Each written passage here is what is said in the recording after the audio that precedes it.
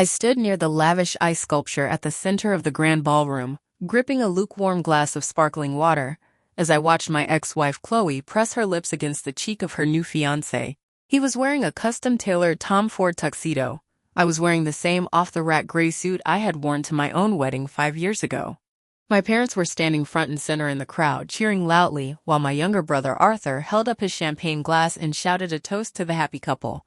To the 200 elite guests in the room, the man holding my ex-wife was Silas Sterling, a formidable venture capital billionaire who had swept Chloe off her feet and saved her from a miserable life with a deadbeat husband. To my family, I was the deadbeat husband, the pathetic, unambitious anchor who had finally been cut loose. But as the crowd applauded and the string quartet swelled, I didn't feel an ounce of sadness. I just waited, because they were all completely unaware that the man they were worshiping wasn't a billionaire at all. And in about 5 minutes, Silas Sterling was going to look out into the crowd, make eye contact with me, and realize that the boss he had been stealing from for the last 6 months was standing right in his living room. To understand how my life turned into this bizarre, humiliating spectacle, you have to understand the nightmare of growing up in my family. I was the eldest son, which in my parents' eyes meant I was the practice child, the beast of burden. My brother, Arthur, was the golden child. It was a dynamic that was established early and enforced with ruthless consistency. If Arthur wanted to go to an expensive out-of-state college, my parents took out a second mortgage to pay for his tuition, living expenses, and fraternity dues. When I graduated high school with top honors, my father handed me a set of classified ads and told me it was time I learned the value of hard work by paying rent to live in my childhood bedroom. Arthur was loud, charismatic, and obsessed with the appearance of wealth. I was quiet, analytical, and perfectly happy to keep my head down and build a secure life. My parents treated Arthur like a future titan of industry, while they treated me like the family handyman. Despite the constant emotional neglect, I managed to build a decent life for myself.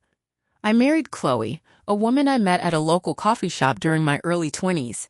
Back then, Chloe was sweet, grounded, and claimed she didn't care about money. For the first few years, we were happy. I worked remotely as a freelance financial consultant, which allowed me to wear sweatpants, make my own hours, and stay out of the corporate rat race.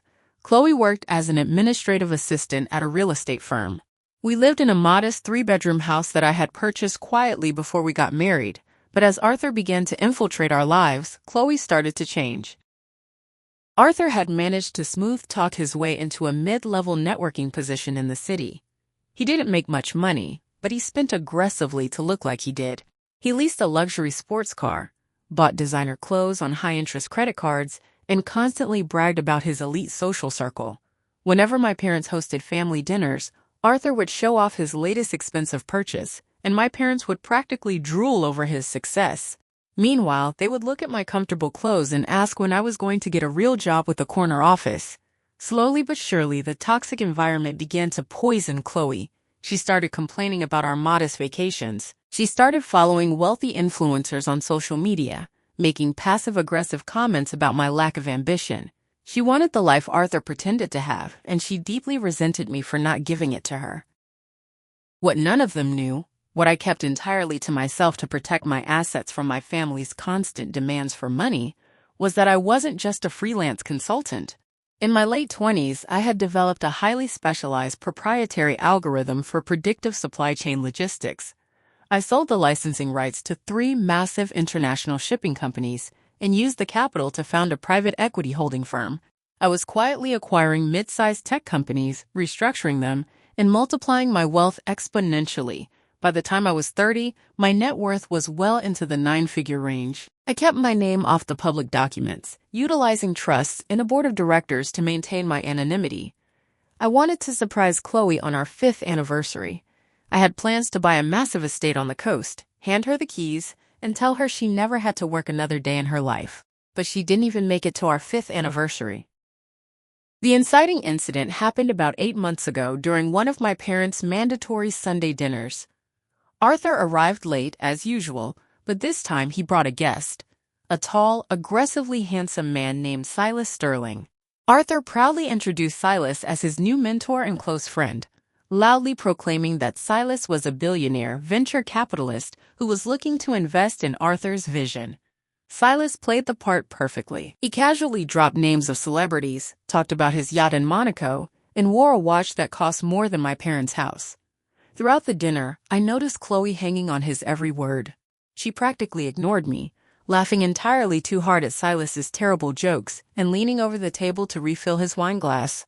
When I tried to interject and ask Silas a basic question about his investment portfolio, he smirked, patted me on the shoulder, and said, "It's a little complex for a freelancer, buddy. Don't worry about it." My parents laughed.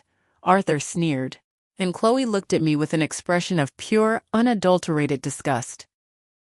2 weeks after that dinner, I came home from a rare in-person meeting to find Chloe packing a suitcase in our bedroom. She didn't cry. She didn't look remorseful. She just coldly informed me that she was leaving. She said I was a comfortable safety net, but she was suffocating in my mediocrity. She told me she had been spending time with Silas and Arthur, and Silas had shown her what a real man looked like, a man with drive, power, and limitless resources. She was filing for divorce, and she was already moving into Silas's penthouse downtown. I was devastated, but the shock quickly turned to anger when the escalating conflict with my family began. The moment the ink was dry on the divorce papers, my parents summoned me to their house. I assumed they wanted to offer their condolences or support their son through a difficult heartbreak. I was a fool to think they had changed. I sat in their living room, staring at my mother, father, and Arthur. "We want to talk about the house, Mark," my father said, crossing his arms and looking at me like an unruly employee. "What about my house?" I asked, confused. "Well," my mother chimed in, using her sickly sweet manipulation voice, "now that Chloe has moved on to bigger and better things, you're all alone in that 3-bedroom place. It's entirely too much space for a single freelancer. Arthur, on the other hand, is about to be brought in as a junior partner at Silas's new investment firm. He needs a house that reflects his new status so he can host clients. We think it's only fair that you sign the deed over to your brother." I stared at them, convinced I was hallucinating. "You want me to give Arthur my house? The house I bought and paid off with my own money?" "Don't be dramatic, Mark," Arthur scoffed, checking his reflection in his phone screen. "You can move back into your old bedroom here. Mom and Dad won't even charge you rent for the first 3 months. It's the least you can do. You completely embarrass this family by letting a high-value woman like Chloe slip through your fingers because you're too lazy to get a real career. Silas is a billionaire. He's going to make me a millionaire. The house is an investment in the family's future." The sheer audacity of the demand left me speechless. They weren't just taking Chloe's side. They were actively punishing me for losing her to a richer man and trying to profit off my misery. "I'm not giving you my house," I said, my voice dangerously calm. "In fact, I'm not giving any of you anything ever again." My father stood up, his face red with rage. "If you walk out that door, you are cut off. You hear me? You are a selfish, bitter loser. When Arthur is flying private with Silas, don't you dare come crying to us for a handout." I walked out, blocking all of their numbers before I even reached my car. For the next 3 months, I buried myself in my work. My holding company was in the middle of a massive acquisition, and I needed an executive frontman to manage the public-facing aspects of a new venture capital branch we were opening. My board of directors hired a guy with a stellar resume and a background in aggressive wealth management. Because I valued my anonymity, I didn't conduct the final interview. I let my board handle it. I just signed off on the paperwork and approved his massive executive expense account. His name, of course, was Silas Sterling. The realization hit me like a freight train when I was reviewing the quarterly expense reports. I saw the exorbitant charges on the company black card, luxury car rentals, penthouse suites, private dinners, and a staggering amount spent at high-end jewelers. I pulled the employee file, and there he was. The man who had stolen my wife, the man my family was practically worshipping, the supposed billionaire, was nothing more than an employee I had hired 3 months ago. He was taking his 6-figure salary, abusing the corporate expense account, and putting on an incredibly elaborate performance to appear like a titan of industry. He wasn't investing in Arthur's vision. He was using Arthur to get closer to my ex-wife, and he was funding the entire illusion with my money. A week later, A thick, gold-embossed envelope arrived in my mailbox. It was an invitation to the engagement party of Silas Sterling and Chloe Evans. It was being held at the most exclusive country club in the state. Tucked inside the invitation was a handwritten note from my mother. It read, "Mark, Silas has graciously allowed us to invite you. We expect you to attend, swallow your pride, and apologize to your brother and Silas for your past behavior. If you agree to sign the house over to Arthur tonight, we will consider welcoming you back into the family. Don't embarrass us." The sheer cruelty of the note, the absolute betrayal by the people who were supposed to love me, erased any lingering hesitation I had. I didn't just RSVP yes. I contacted the country club directly. I knew the management because my holding company owned the firm that supplied their entire logistical back end. I made a few quiet arrangements for the evening. When I arrived at the party, the atmosphere was thick with arrogance. Chloe was wearing a diamond necklace that I instantly recognized from the corporate expense report, a necklace bought with my company's funds. She was glowing, holding court with a group of women who looked at her with blatant envy. Arthur was standing near the bar, smoking a cigar he probably couldn't afford, loudly bragging to anyone who would listen about his impending promotion at Silas's firm. My parents were hovering near the stage, looking incredibly smug. It didn't take long for the humiliation to begin. Arthur spotted me first. He walked over, blowing smoke in my face. "Well, look who decided to crawl out of his cave," Arthur sneered loudly, drawing the attention of several nearby guests. "I'm surprised you could afford the gas to get here, Mark. Did you bring the deed to the house, or are you just here to eat the free shrimp?" My parents materialized instantly. My mother grabbed my arm, her grip surprisingly painful. "Mark, fix your posture. You look like a peasant. Silas is going to give a toast soon. When he's done, you are going to go up to him, shake his hand, and tell him you are happy for him.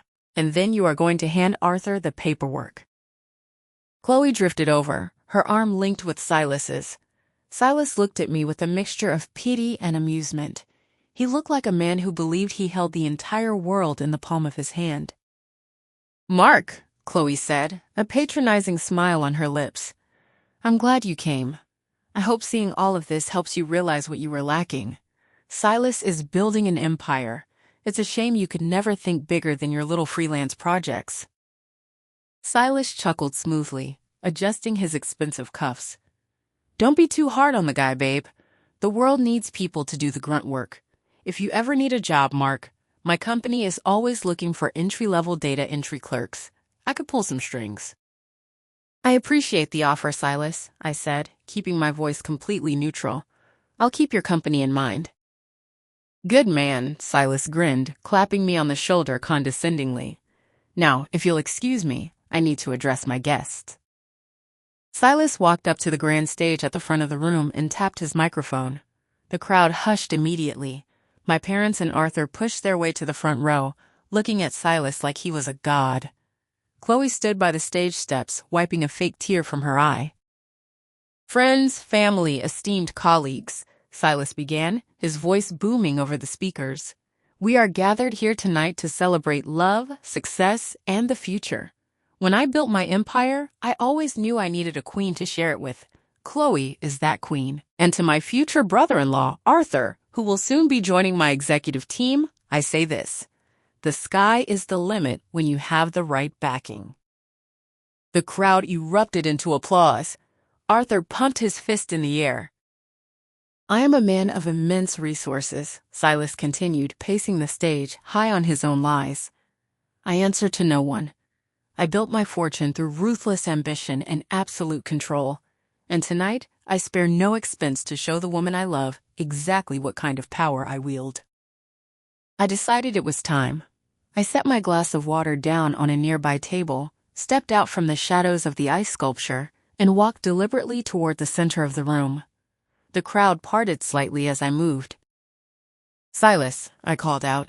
My voice wasn't raised, but it carried an authority that cut entirely through the self-congratulatory atmosphere of the room. Silas stopped pacing. He looked down at me, an annoyed frown breaking his perfect facade. "Mark, I think you've had enough free water for one night. Let's keep the interruptions to a minimum." "I'm afraid I have a few questions about your immense resources," I said, stopping 10 feet from the stage. specifically the corporate black card ending in 4492, the one registered to Sterling Holdings. Silas froze. The color instantly drained from his face.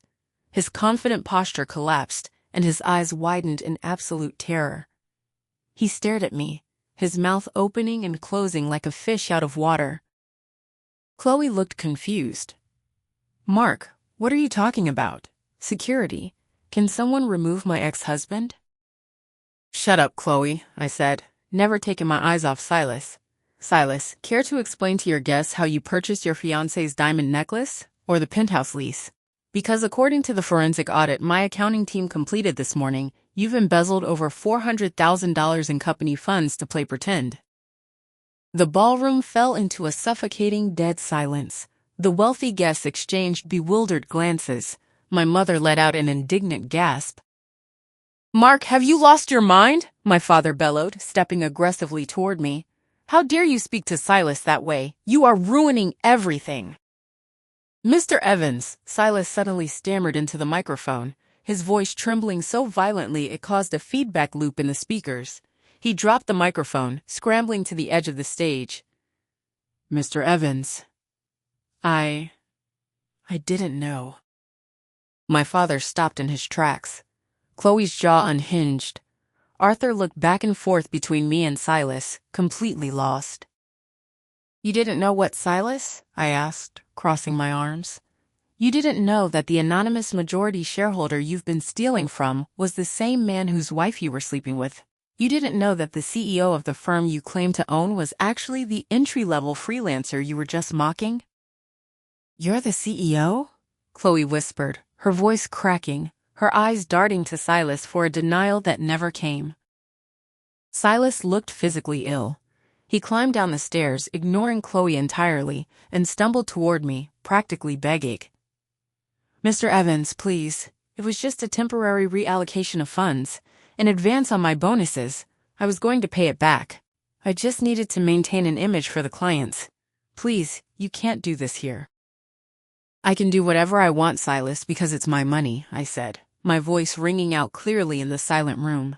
"You don't own an empire. You are a mid-level executive who has been employed by my holding company for exactly 3 months, and as of 10 minutes ago, when my legal team filed the criminal complaint with the district attorney, you are officially terminated." The reaction was explosive. Gasps rippled through the crowd. Guests began whispering frantically, pulling out their phones. Wait, Arthur shouted, panicking, running up to Silas and grabbing his tuxedo jacket. "What is he talking about? You're a billionaire. You're making me a partner. Tell him he's lying." Silas shoved Arthur off him violently. "Get off me, you idiot. There is no partnership. I just used you to get to Chloe so I'd have a trophy wife for corporate events." Arthur stumbled backward, the realization hitting him with the force of a physical blow. His entire fabricated future, his ego, his guaranteed millions, all gone in an instant. Chloe let out a gut-wrenching sob. She looked at the diamond necklace around her neck as if it were a venomous snake, realizing it was bought with stolen money. Money stolen from the husband she had just abandoned for being poor. She took a step toward me, tears ruining her expensive makeup. Mark, baby," she cried, reaching out her hand. "I didn't know. He lied to me. He manipulated me. We can fix this. You're the CEO? We can go back to our house. We can start over." I looked at her, feeling absolutely nothing. The woman I had loved was entirely gone, replaced by a greedy, pathetic stranger.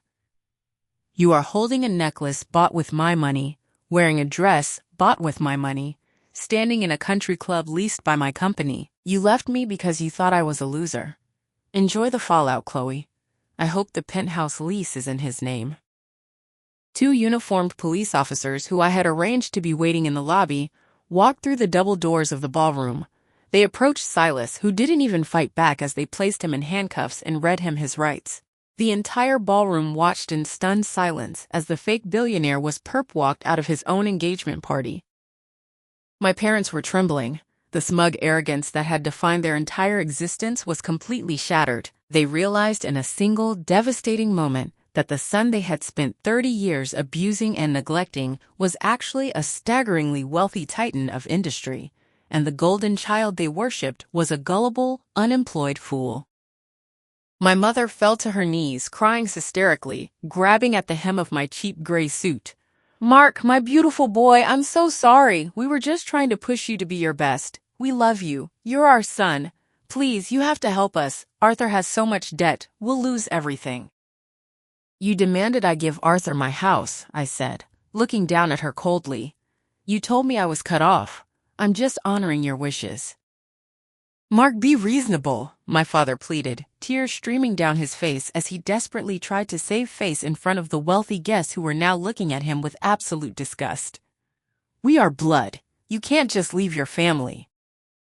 "I'm not leaving my family," I said, adjusting my tie. "I'm leaving a group of parasites." I turned my back on them. I walked through the crowd, which actively parted to let me through, completely silent out of respect and awe. I didn't look back as Chloe screamed my name, or as Arthur collapsed into a chair, crying into his hands. I walked out of the opulent country club and into the cool night air. The stars were bright, and the air smelled like freedom. I got into my modest sedan, started the engine, and drove away from the wreckage of my past, ready to finally enjoy the empire I had built.